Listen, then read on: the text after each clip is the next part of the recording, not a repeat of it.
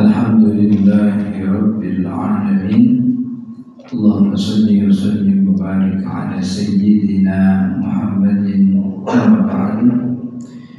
Para jemaah berbimbing yang dirahmati Allah, alhamdulillah kita bersyukur siang hari ini diberi nikmat oleh Allah sehingga bisa berkumpul, bisa bersilaturahmi, sekaligus juga bisa menunaikan salah satu kewajiban kita, yaitu sholat zuhur berjamaah, kemudian dilanjut dengan ta'lim.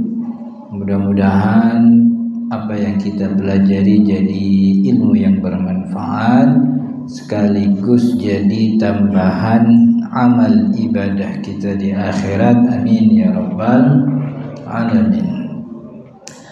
Dan juga mudah-mudahan kita dengan ta'lim ini mendapatkan keberkahan daripada bulan Muharram, karena bulan Muharram termasuk bulan yang dimuliakan oleh Allah. Dia bagian daripada bulan-bulan haram. Maka cara untuk memuliakannya salah satunya dengan mengisi bulan-bulan itu dengan beribadah gitu. Dan salah satu ibadah yang paling ringan itu duduk di majelis ilmu. Duduk di majelis ilmu itu pahalanya besar dan itu dimuliakan oleh Allah Subhanahu wa taala. Jadi jangankan jangan yang niat gitu, yang kagak niat itu datang tahu-tahu ada pengajian itu kan juga dimuliakan oleh Allah. Majelis ilmu itu majelis yang tidak satupun orang di dalamnya rugi gitu. Ada hadisnya itu bahwa Nabi Muhammad SAW mengatakan inna lillahi malaikatun sayyah. Allah punya malaikat sayyah. Sayyah itu yang kerjaannya tuh keliling gitu. Kalau bahasa kitanya tuh traveler, tuh keliling. Mati. Tes satu. Tes satu. Jadi Allah punya malaikat yang kerjaannya berkeliling. Yaltamisuna ahla dzikri fi majalisihim. Mereka itu mencari orang-orang yang duduk di majelis zikir. Majelis zikir itu kata ulama majelis ilmu, karena Allah mengatakan dalam Al-Quran, gimana ayatnya, fas'alu ahla dzikri in kuntum la ta'lamun. Tanyalah si ahli zikir kalau kalian kagak ngerti. Ahli zikir di sini disebutkan oleh ulama tafsir itu ahli ilmu, ulama. Makanya majelis ilmu yang disebut oleh Nabi Muhammad itu ya majelis ilmu, majelis yang diajarkan ilmu-ilmu berkaitan dengan hukum-hukum Allah, begitu. Nah, orang yang duduk di majelis ilmu itu dicatetin oleh malaikat satu persatu namanya. Kemudian diserahkan kepada Allah, lalu Allah membanggakan nama-nama yang tadi sudah dicatat oleh malaikat di depan para malaikat Allah. Jadi Allah kalau udah nyebut itu dibanggakan di depan para malaikat gitu. Nih bahasa kitanya nih, lihat nih hamba gue nih namanya Fulan bin Fulan gitu. Habis subuh ikut majelis taklim tadi dia. Siang ini tengah hari bolong duduk juga di majelis taklim. Nanti maghrib ikut lagi majelis taklim. Begitu. Kalau makin sering nama kita disebut, makin banyak malaikat yang kenal kan gitu. Kalau malaikat banyak yang kenal, ntar di akhirat enak gitu. Banyak kenalan orang dalam kan begitu. Itu kan panitia sorga kan malaikat, itu bahasa kitanya begitu. Kita kalau banyak kenalan jangan di sorga. Di sini nih di kampung kalau banyak kenalan nih tiap pengkolan ada aja yang negor kan gitu. mau mana Ji, kan begitu. Belok lagi ditegur, Ji mampir gitu. Di sana juga begitu entah. Kalau nama kita udah banyak yang kenal, lewat dikit ditegur malaikat gitu. Mau mana Ji gitu. Main jauh-jauh amat sini, pintu surga yang belah sini rada kosongan tuh gitu. Jadi daripada capek tuh ibadah, bagaimana ibadah capek. Jadi ibadah paling enak tuh duduk di majelis ilmu. Sampai akhirnya malaikat berhenti nyatet. Kata malaikat, inna fulanan ya'ti li hajah.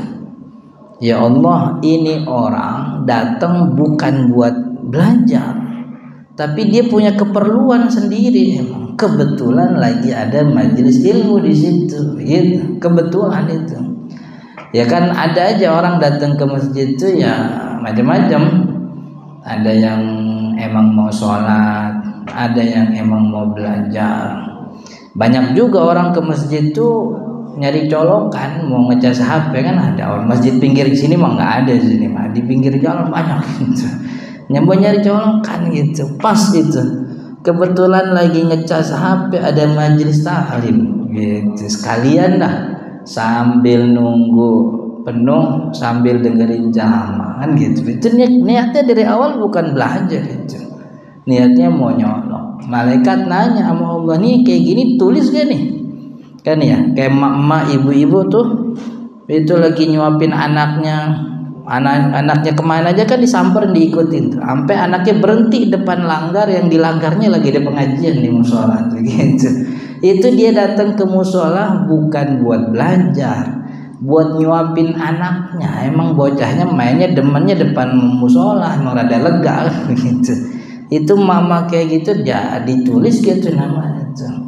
Kata Allah, faktubhu minhum, tulis itu orang minhum sebagai bagian daripada majelis ilmu. Jadi orang yang duduk di majelis ilmu itu insya Allah istimewa.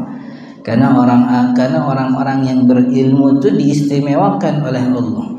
Sampai Nabi Muhammad SAW dalam surat Thaha diajarkan doa oleh Allah, wa qul rabbi zidni ilma, wa qul rabbi zidni ilma. Katakanlah wahai Muhammad, rabbi zidni ilma, ya Allah tambahkan untukku ilmu pengetahuan. Nabi Muhammad nggak diajarin gitu. Nabi Muhammad nggak diajarin ya Allah tambahkanlah aku harta, ya Allah tambahkanlah aku keturunan, tambahkanlah aku apalagi pasangan. Enggak. Yang diajarin oleh Allah, Rabbi zidni ilma. Karena ilmu jauh lebih baik daripada ibadah. Maksudnya ibadah kalau kagak make ilmu kan bisa tertolak kan ya. Kayak tahun-tahun kemarin tuh kita lihat ada orang sholat jenazahnya make ruku dia gitu. Kan ada itu. Nah, itu ibadah tuh, cuman kebangetan kagak ada ilmunya gitu. Ditanya kenapa pakai ruku, ada sujud segala itu. Orang kalau biasa mah sholat jenazah berdiri anja, ini mah orang dosanya banyak kata dia begitu. Jadi kudu pakai ruku, bukan ngasal namanya, ngasal. Nggak punya ilmu begitu akhirnya. Gitu. Jadi kalau punya ilmu itu insya Allah ibadahnya lancar kan gitu. Ibadahnya bagus, zakatnya sah, puasanya sah gitu. Jadi makanya duduk di majelis ilmu tuh pahalanya besar. Dalam hadis lain Nabi Muhammad bilang orang yang datang ke masjid atau ke masjid itu maksudnya Masjid Nabawi. Disebut hadis man raha ilal masjid, siapa orang datang ke masjid, karena di masjid itulah para sahabat banyak dapat ilmu dari Nabi. Kata Nabi Muhammad, orang yang datang ke masjid ini, Masjid Nabawi, dan dalam perjalanannya dia tidak berniat apapun kecuali ingin belajar kebaikan atau mengajarkan kebaikan gitu. Jadi niatnya begitu. Fakana lahu ajru hajjin tamin mabrurin, maka orang itu dapat pahala haji mabrur, hajinya sempurna dan mabrur. Berangkatnya doang itu belum belajar itu. Orang yang berangkat ke masjid atau ke majelis, ke tempat belajar niatnya mempelajari kebaikan atau mengajarkan kebaikan, maka pahalanya sama seperti haji dan umroh, haji sempurna, hajinya mabrur lagi begitu. Kita mau berangkat haji kan nunggunya berapa tahun itu kan ya. Yang kemarin berangkat tuh 2023 itu mayoritas nyetornya tahun 2011 2012 gitu. Jadi kalau kita sekarang baru nyetor nih 2023, itu buat anak kita itu, bukan buat kita itu jauh, itu udah lama banget bakalannya. Kita bisa dapat nih haji mabrur datang ke majelis ilmu begitu. Pengajian apa kayak di musola, di masjid, di kantor, datang aja. Timbang datang aja gitu, dapat pahala haji gitu. Urusan paham kagak paham kagak ditanyain gitu. Muka nakir juga nggak ditanya ntar di kuburan gitu. Lu dulu tanggal sekian ngaji di sini paham apa kagak? Nggak bakal ditanya. Tenang aja gitu. Yang penting datang aja. Ya, datang dengerin insyaallah. Kagak dengerin juga udah dapat pahala itu. Iya. Sampai sampai ngangguk-ngangguk begitu. Gitu. Dikirain paham, rupanya tidur dia ngangguk. Udah gitu ada yang netes lagi itu. Terharu kayaknya dia. Pas dilihat yang keluar bukan dari mata, itu dari mulut itu.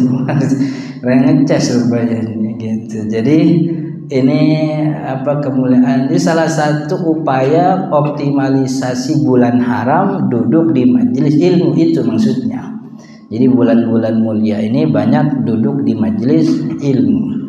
Karena kalau duduk di majelis ilmu seenggaknya yang kita dengerin tuh hadis Nabi Muhammad SAW. Yang kita dengerin ayat Al-Quran. Yang kita dengar kata ulama. Kalaupun kita nggak ngomong begitu, kuping kita tuh denger baik-baik gitu. Kalaupun kita ngomong, yang namanya orang di majelis ilmu ngomongnya kagak kasar-kasar, ngomongnya tuh bagus gitu. Subhanallah, masya Allah, astagfirullah, kan begitu kan ya. Ada orang saya diundang di mana gitu nih, nemenin saya mulu dari awal datang sampai beres tuh ngomongnya astagfirullah, masya Allah, subhanallah. Padahal saya nggak gitu-gitu amat itu. Gitu. Cuman karena dia di samping ustadz kali gitu, jadi gitu bawaannya tuh astagfirullah. Orang kalau di majelis ilmu tuh gitu. Tapi kalau nongkrong di warteg coba, nongkrong di kafe, nongkrong di kantin aja, omongannya kan udah nggak kejaga. Yang diomongin mobil orang lewat diomongin gitu tuh gua kayaknya masih kredit tuh itu kan kadang kagak ada urusannya sama dia itu. Omongannya nggak terjaga, kuping juga nggak terjaga ya. Kan yang begitu-gitu itu yang merusak kehormatan bulan haram, maksudnya begitu. Nah, ini bulan haram nih kehormatannya dijaga, minimal kita jangan bermaksiat. Biar gimana biar nggak maksiat? Duduk di majelis ilmu salah satunya begitu. Wa qala al-musannif rahimahullahu taala wa nafa'ana bihi wa bi 'ulumihi fid dharain amin ya rabbal alamin. Wa yusannu fir ruku', sunnah di dalam ruku'. Ini lanjutan dari yang sebelumnya kita belajar tentang sunnah ketika berdiri, dari mulai amin surat tertentu, kemudian pilihan surat yang lain. Sekarang sunnah pas ruku. Tapi standar ruku itu kan yang penting ayyan haniya qadra ayyatamakkana rahatuhu rukbatayhi. Itu standar minimal. Bila yang penting sah, yaitu dia bungkuk seukuran tangannya tuh sampai ke lutut gitu. Jadi bungkuknya cuman ibaratnya enggak kalau bungkuk tuh 90 derajat, enggak begitu, enggak. Bungkuknya cuman berapa derajat, yang penting tangannya nyampe lutut sah. Itu lututnya juga ditekuk, enggak apa-apa tuh. Yang penting kakinya masih nempel tanah gitu. Kalau kakinya ngangkat tuh olahraga tuh dia gitu. Tapi kakinya nempel tanah kemudian ditekuk. Itu kan kadang kalau waktu subuh tuh ya, banyak orang tua yang pinggangnya sakit, itu rukunya begitu, itu sah. Jadi itu minimal ruku begitu. Minimalnya dia nunduk, nggak ada ukuran, yang penting nunduk. Kalau nunduk tuh berarti palanya lebih rendah daripada pala ketika dia berdiri.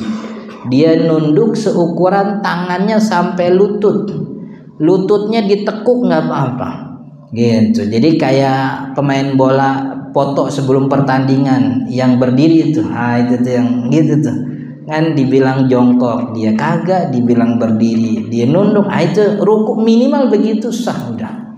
Tapi kalau yang sunnahnya yang bentuk afdal, maddadz zuhri wal unuki wa nasbu saqaihi wa fakhidaihi wa akhdhu rukbatayhi biyadihi wa tafriqul asabihi wa tawjihuha ila wa tawjihuha lil qiblah. Tapi yang sunnahnya ada 4. Ini bentuk ruku yang sunnah yang afdal. Yang pertama maddul dhahri wal unuq, bungkuknya sekalian lehernya dan juga dada punggungnya. Maksudnya leher punggung itu sejajar sama pantatnya, jadi satu garis satu baris. Kalauhin wahid, seperti satu papan yang lurus gitu. Jadi punggungnya sama lehernya tuh satu baris lurus begitu. Itu kalau kita taruh water pas pas di tengah-tengah gitu, kagak miring kanan miring kiri. Atau kita kasih gelas, gelas bocah yang ada tanda milimeternya tuh, itu lurus itu dia. Itu yang bagus sunnahnya gitu. Tapi nggak begitu juga sah, cuman yang sunnah maddudz zuhri wal unuq, punggung sama lehernya satu baris dengan pantatnya. Wa nasbu saqaihi wa fakhidaihi, kemudian paha dan juga lututnya tidak bengkok, artinya lurus. Dari tempat kaki berdiri sampai paha itu lurus. Setidaknya tidak dibengkokkan kayak orang tua waktu sholat subuh kan masih ada yang bengkok gitu. Enggak, ini lurus. Itu yang kedua. Wa akhdhu rukbatayhi biyadihi, dan memegang erat kedua tangannya nih, megang erat lututnya gitu. Jadi lututnya kalau asal nempel aja sah udah gitu. Cuman yang lebih bagus tuh dipegang, dikepel, bahasa gitu. Dikepel itu batok lututnya, wa tafriqul asabi'i, kemudian jari jemarinya direnggangkan gitu. Itu bentuk bentuk afdol, bentuk sunnahnya ruku. Tapi tadi kita bilang di awal, ruku itu standarnya minimal begitu ya. Yang penting dia bungkuk, tangannya nyampe lutut, kakinya nempel tanah begitu. Itu standarnya. Jadi lututnya ditekuk begitu, nggak ada masalah. Pahanya miring, nggak ada masalah. Bongkoknya kurang lurus, nggak ada masalah gitu. Yang penting dia tunduk, kemudian tangannya sampai lututnya, itu standar minimal. Tapi kalau bentuk afdalnya tadi 4. Yang pertama leher dan punggungnya sejajar dengan pantatnya. Yang kedua paha dan betisnya lurus, lututnya dan pahanya tidak ditekuk. Yang ketiga tangannya menggapai lutut dengan sempurna, dikepel begitu. Wa tafriqul asabi, dan jari jemarinya direnggangkan gitu. Wa yaqul, dan diucapkan, artinya dia mengucapkan ketika ruku, subhana rabbiyal azimi wa bihamdi. Subhana rabb, ini bentuk sunnah nih ya. Bentuk sunnah artinya kalau kita ruku diem aja ya sah-sah aja, nggak apa-apa. Man kalau ruku diem doang kan rugi kan ya, sayang gitu. Malaikat nungguin lu ngapain ruku kagak baca apa-apa gitu. Udah mau dicatat kagak ada catatannya, itu sayang gitu. Jadi, tapi sunnahnya baca subhana rabbiyal azimi wa bihamdi. Kalau terbalik Ustaz bacanya subhana rabbiyal a'la juga nggak apa-apa. Jadi yang penting bacanya tasbih. Tasbih yang cocok pas lagi ruku subhana rabbiyal azim. Karena kalau subhana rabbiyal a'la cocoknya untuk sujud gitu. Jadi yang benar itu tasbih gitu. Tasbih aja. Tasbihnya gimana? Subhanallah wa bihamdi aja boleh. subhanallah aja boleh, subhanallah walhamdulillah juga nggak apa-apa. Cuman yang cocok lagi ruku tuh subhana rabbiyal azimi wa bihamdi. Karena itu juga dicontohkan oleh Nabi Muhammad SAW. Wasalasan afdol, dan ngucapin itu 3 kali lebih utama. Jadi sekali bagus, 2 kali bagus, 3 kali afdol. Begitu. Itu apa namanya sholat. Apalagi jadi imam. Kalau jadi imam itu 3 kali itu bagus tuh, nggak apa-apa. Artinya kalau dipanjangin berapa kali Ustaz? 5 kali boleh begitu. Tapi 5 kali itu udah nggak bagus. 3 kalau jadi imam ya 3 kali itu udah sunnah. 5 kali itu kebanyakan, 7 kali kelewatan gitu. 11 kali itu nyusahin makmum, kelamaan itu jatuhnya. Jadi kalau sholat sendiri boleh. Sholat sendiri 3 kali, 5 kali, 7 kali, 11 kali. 11 kali itu maksimal. Kalau sendiri begitu, subhana rabbiyal azim wa bihamdihi subhana rabbiyal azim, sampai 11 kali. Lewat 11 kali itu makruh. Itu kalau sholat sendiri. Kalau sholat jadi imam 3 kali itu udah paling maksimal. 5 kali makruh gitu, nggak bagus karena kelamaan jatuhnya. Wa yazidul munfarid wa imamu mahsyurin, dan kalau dia sholat sendiri atau dia jadi imam bagi kelompok khusus. Kelompok khusus itu maksudnya dia ngimamin khusus santrinya. Di pondoknya yang cuman mungkin santrinya 20, 30 atau 100 orang, tapi mereka tuh di pondok emang diajarin untuk jadi ustadz dan sebagainya. Atau makmum di rumah, yang makmumnya tuh anak-anaknya emang udah tahu bagaimana bapaknya tahu gitu.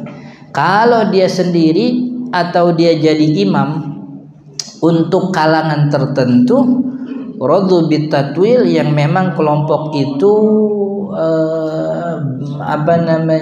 ridho kalau dipanjangkan sholatnya, bacanya Allahumma laka raka'tu. Ini juga doa yang diajarkan oleh Nabi Muhammad SAW. Allahumma laka raka'tu, ya Allah aku ruku kepadamu. Wa bika amantu, dan aku beriman kepadamu. Wa laka aslamtu, dan kepadamu aku Islam.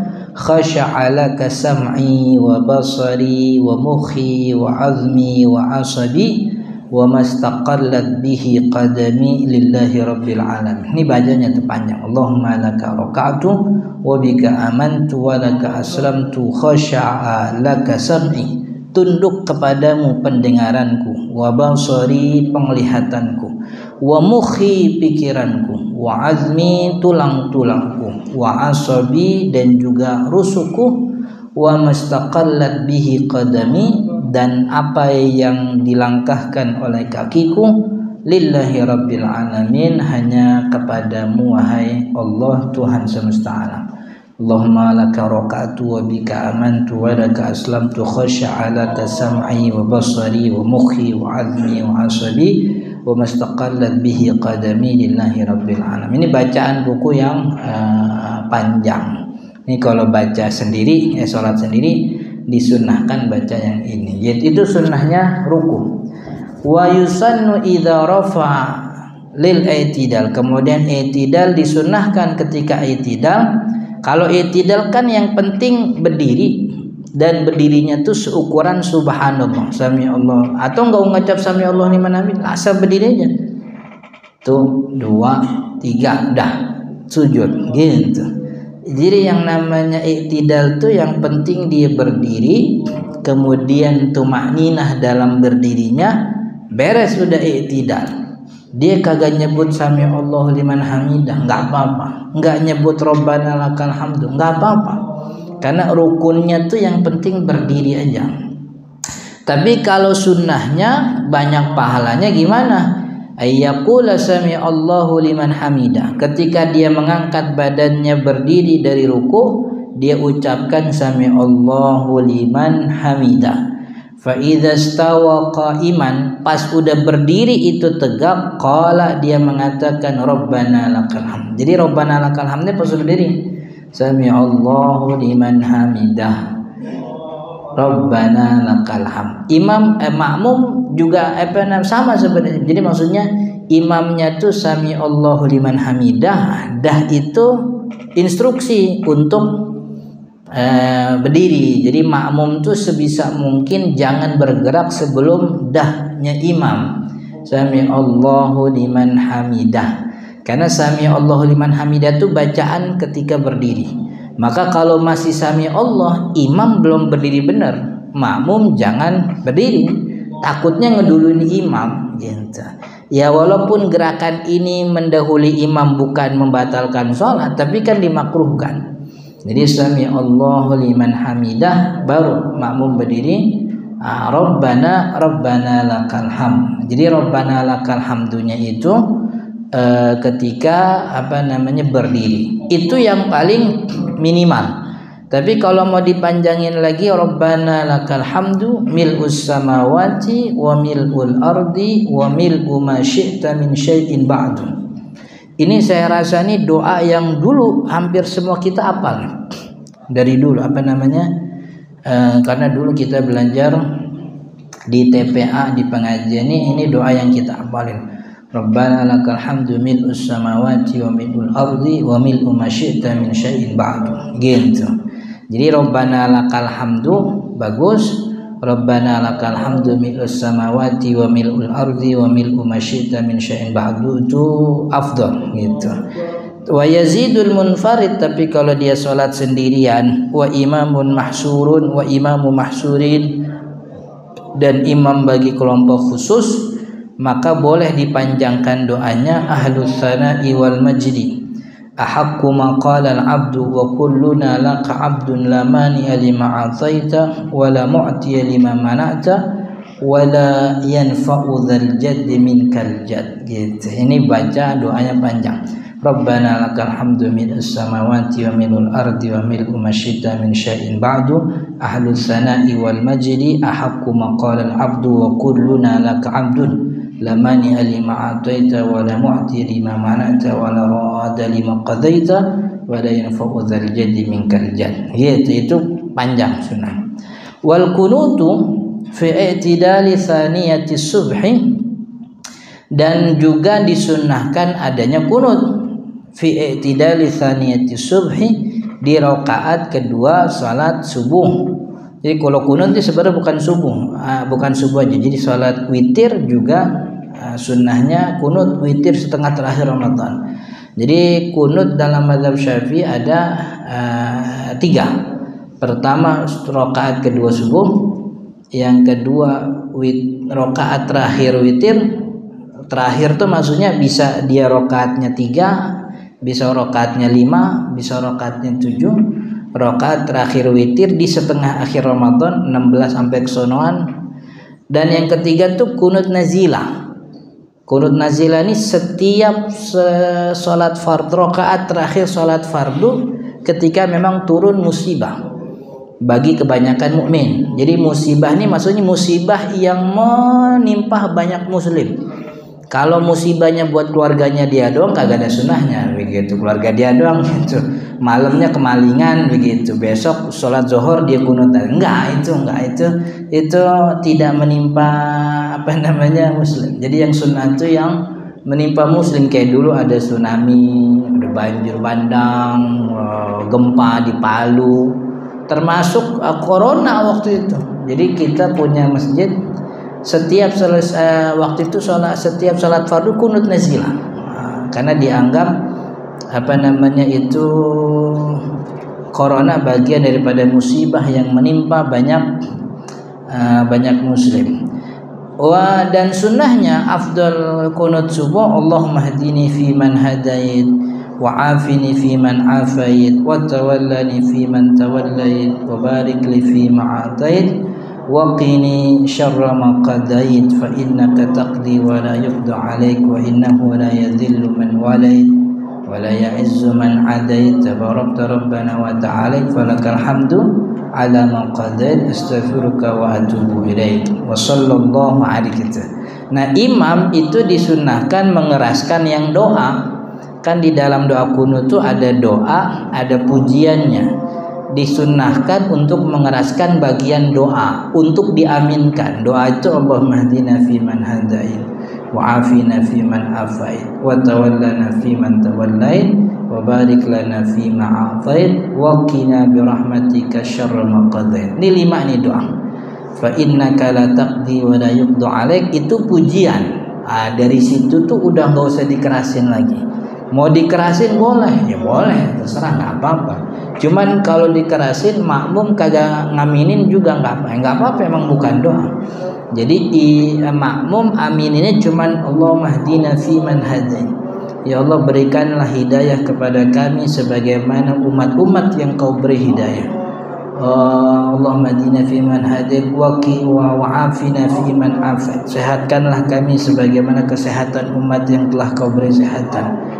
Wa tawallana fiman tawallait, berikanlah kami pemimpin sebagaimana engkau memberikan pemimpin, dan seterusnya. Dan berkahilah, waqina, dan jagalah kami dari keburukan yang kau ciptakan. Itu doa. Habis itu pujian. Nah, karena di ujungnya ada sholawat, Allahumma sallallahu ala sayyidina Muhammadin nabil ummi wa ala alihi wasallam, dan itu bagian daripada doa, maka dikeraskan bagus. Karena sholawat itu kan juga bagian dari doa. Maka di ujungnya dia mengeraskan sholawat bagus pun tidak dikeraskan, tidak ada masalah. Karena kunut tok doanya doang. Sholawat tuh bukan bagian dari kunut. Sholawat tuh doa terpisah, sama kayak tahiyat. Tahiyat tuh sampai asyhadu alla ilaha illallah wa asyhadu anna muhammadar rasulullah. Sholawatnya bagian beda gitu. Nah, kalau di tahiyat kan sholawat kudu harus baca tahiyat akhir. Tapi kalau di kunut sholawat itu tidak diharuskan, tapi disunnahkan. Beres doa itu disunnahkan sholawat. Sallallahu ala sayyidina Muhammadin nabiyil ummi wa ala alihi wasallam. Dan disunnahkan mengangkat tangan. Wala yusannu, tapi tidak disunnahkan mengusap mashul wajhi, mengusap muka setelah doa kunut. Kenapa nggak disunahin mengusap muka setelah doa kunut? Karena nggak ada riwayatnya. Jadi sepanjang Nabi Muhammad kunut dan mengajarkan kunut, tidak ada keanjuran untuk mengusap muka setelah doa kunut. Jadi doa kunut beres doa langsung sujud, tidak perlu ada usap muka lagi, begitu. Wallahu ta'ala alam. Insyaallah kita lanjut sunnah yang akan datang, sunnah tentang sujud dan seterusnya. Sebelum ditutup ada pertanyaan? Kalau ada, insyaallah. Kalau nggak ada kita tutup ya. Karena sudah jam 1, Bapak Ibu yang dirahmati Allah, mudah-mudahan bermanfaat. Kita tutup dengan kafaratul majlis. Subhanakallahumma wa bihamdika asyhadu an la ilaha illa anta astaghfiruka wa atubu ilaik. Hadanallahu wa iyyakum ajma'in. Assalamualaikum warahmatullahi wabarakatuh.